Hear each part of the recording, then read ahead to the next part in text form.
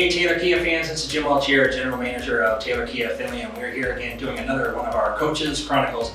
This time we are with somebody from Liberty-Benton High School that has not only one hat as the head basketball coach, but he has multiple hats, being the principal of the school as well. And Ben here. Ben, how are you today? Thanks, Jim. Thanks for having me. I'm doing pretty good. Good.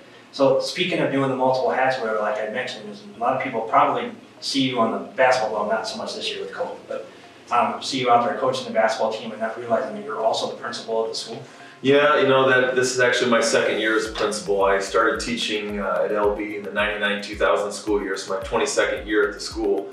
And for the first, 9 years, I was just a regular math teacher. Now, a regular teacher. I was pretty busy, but I moved into our assistant principal's role in the 2008-2009 school year. Still was a classroom teacher, though. I still taught a calculus class every day, and I did that all the way up until I became our head principal.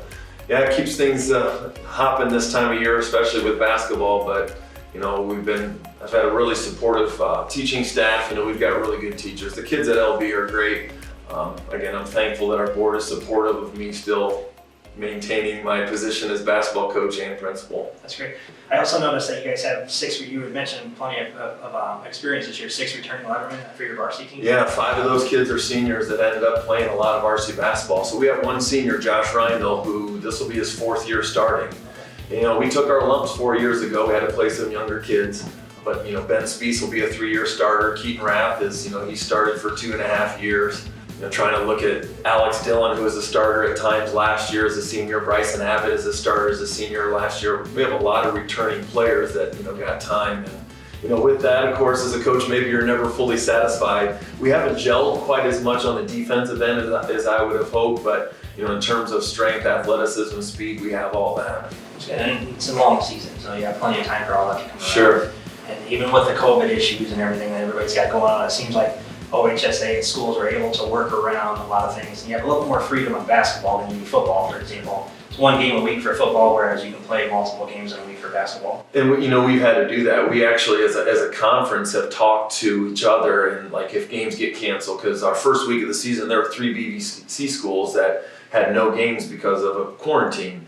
So that means there are 3 teams that could have played but weren't playing, and 1 team, we have 11 teams in the conference that had a bye. So as a coaching group, we said, if you're allowed to play, or if you can play, let's mix it up. And even though you're scheduled to play Arcadia, but Riverdale's open, hey, let's play that. And I know Van Buren and Leipzig did that the first week of the year, just so they can get as many games in as we can. Because, knock on wood, we can keep playing, but you just never know. It's probably one of the bigger benefits to having 11 teams in your conference compared to most teams don't have that many. Yeah, well, that is, we have a little bit of flexibility. And it's a little bit easier. Yeah. I know the year's not easy. It's not going to be easy for anybody. It doesn't sound like it's going to end anytime soon. Is there anything that you can see or of how does the community help you guys? How can we help you guys? How can the parents and the families that haven't got really a chance because they can't be at normal meetings, they can't be in the bleachers noticing that, hey, coach might need help here or whatever. So how can everybody help you guys? It's funny you asked that, Jim, because we felt that. We felt our parents club, they want to do stuff for the kids. It's just hard to. It's hard to do the same things that we normally do, where we have team meals, or that we have little get-togethers after practices, or after games, where the parents normally just kind of hang out in the gym for a while. Our community's been super supportive of that. We don't have any issues at our place with parents wearing masks, following the social distancing guidelines. So that support has been great. I know our parents club that really likes to help feed the players. It's just now grab and go meals. So we've done that a couple times after our Saturday walkthroughs. It's just we have to, the players take food with them rather than sitting down and eating at school. But I guess for me, just the support that the parents show the kids, even though we don't have the big crowds, that we still have a decent number of fans that watch our live streams. And it's kind of neat to be able to get emails or calls afterwards and say, oh yeah, we were watching you on the live stream, because we play away games in our BBC schools. If the BBC got together and you get 2 tickets per player. So on the road, we only are allowed 2 tickets per player. So to hear some of our community fans that are posting things on social media, oh, I get to watch the game. They're thankful they at least can watch, even though they'd want to probably be there. So again, just the support that they show and then send messages to the kids, that's been good. So about your team, I mean, is there any things that really stand out that you want to let everybody know, or what to keep an eye on, or what kids are really stepping up, or all of them? It can be as a group, or one thing I have to give credit. We have 5 seniors, and like I said, they have a lot of experience. Their leadership towards our younger kids has been something that it's been, as a coach, it's been nice to see that growth happen.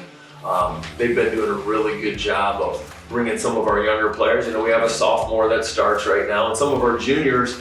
We had one junior that was a returning letterman, Connor Boyd, but we have a lot of other juniors that are seeing some quality varsity minutes, and it's been kind of a nice mixture. Right now we have 11 kids on our varsity team, and at any time, we've never been as deep. In all the years that I've been at LB, we've never been as deep from number 1 to the last player on our varsity roster as we are this year. So there's good and bad with that. The bad part is trying to find time in games to get those kids quality minutes. But then the good part is our practices have been super competitive. And kids know, man, if I'm not playing well, it's not like that spot is just, reserved for me. So that inner competition has been good. And, we try to put kids in a position where they have to compete daily. And, that's, I guess, from a coach's standpoint, the most challenging part is continue to drive them to want to keep competing every single second. But sometimes kids don't like that. They don't like the push. They don't, some kids that they want to have the comfort level. So it's just been the mix of, pushing kids that want to be motivated to get better, and then also having that internally. I want those kids to be the leaders. And our school community is awesome. We have supportive parents, not just in terms of athletics, but academics. This year we kind of switched between our hybrid model, which for us is every kid comes in every building every day, but they're either morning or afternoon.